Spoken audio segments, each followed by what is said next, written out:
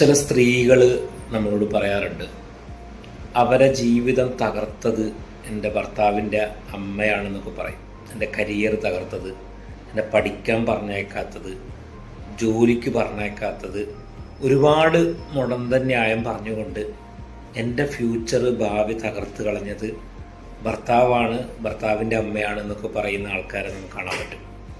ഒരു പരിധിവരെ ശരിയാണ്. നമ്മളൊരു പ്രത്യേക സമയത്ത് നമ്മൾക്ക് പല തീരുമാനങ്ങൾ എടുക്കാത്തതും ഒരുപാട് പേടിയും ഭയമൊക്കെ ഉണ്ടാവും നമുക്ക്.